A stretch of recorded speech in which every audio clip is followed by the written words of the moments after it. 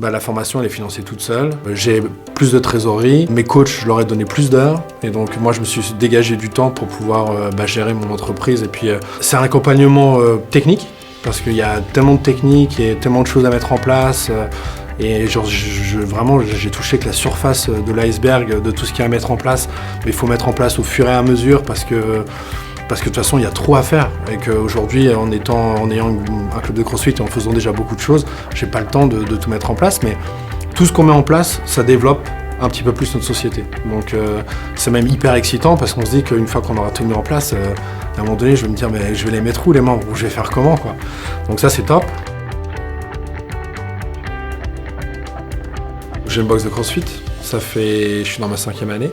Au mois de décembre l'année dernière, j'ai des membres qui sont partis et qui ont ouvert un club à 100 mètres du mien. J'ai perdu une trentaine de membres, donc j'ai arrêté de me payer, parce que j'ai perdu une partie de mon chiffre d'affaires forcément. Et au mois de mai, je reçois un coup de téléphone. Il me dit est-ce que tu connais Kevin Laken? Que ça me parlait, mais je m'étais pas plus intéressé que ça. Il me dit quand es-tu formé la dernière fois dans ton domaine? Et là j'ai un déclic. Oui, formé dans le CrossFit, dans le sport. C'est une formation perpétuelle, continue que je fais depuis une dizaine d'années.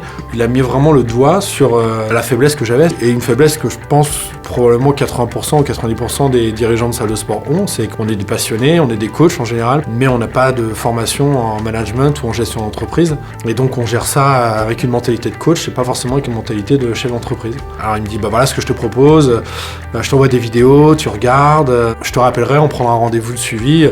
Je dis non mais vas-y, donne-moi un rendez-vous de suivi maintenant.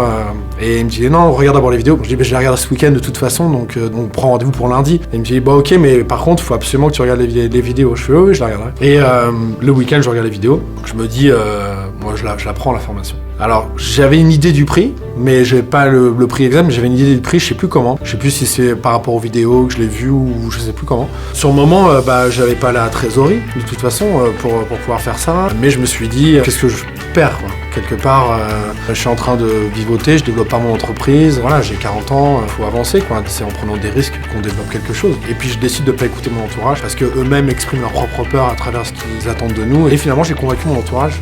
Finalement, la formation, elle s'est auto-financée tout de suite. Grâce à la formation, j'ai mis en place des choses qui ont fait que ça a généré des nouveaux membres. J'ai pu payer la formation à la fin du mois, quoi. Et finalement, j'ai fait 40 membres depuis le mois de juin. J'ai plus de trésorerie. Mes coachs, je leur ai donné plus d'heures. Et donc, moi, je me suis dégagé du temps pour pouvoir gérer mon entreprise. Et puis, j'ai touché que la surface de l'iceberg de tout ce qu'il y a à mettre en place. Tout ce qu'on met en place, ça développe un petit peu plus notre société. C'est même hyper excitant, parce qu'on se dit qu'une fois qu'on aura tout mis en place, à un moment donné, je vais me dire mais je vais les mettre où les membres, ou je vais faire comment quoi. Ça nous fait progresser d'un point de vue personnel, vraiment pas que professionnel en fait.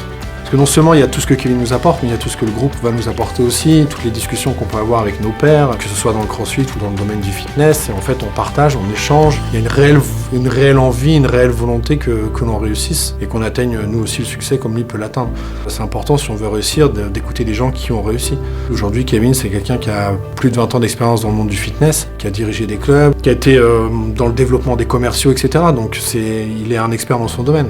Tout leader aujourd'hui dans son domaine est coaché à un moment ou à un autre de sa carrière. C'est quelque chose, je pense, en France qui n'est pas encore dans les mœurs. Comme si on avait besoin de réussir par nous-mêmes et uniquement par nous-mêmes. On évite de faire des erreurs, on gagne du temps. C'est un booster pour notre développement professionnel en fait. J'espère continuer longtemps à être à ses côtés et que j'ai énormément de gratitude pour tout ce qu'il a fait. Et c'est génial parce que je sais que lui, il va continuer à évoluer aussi. Et que lui, en continuant à évoluer, il va nous faire évoluer aussi encore en permanence. Donc il est enthousiaste, il est vivant. Et ça, c'est agréable aussi parce que ça nous connecte à une énergie de joie dont on peut avoir besoin au quotidien. Et ce que je dirais aujourd'hui à quelqu'un qui potentiellement est intéressé, je dirais vas-y, fonce.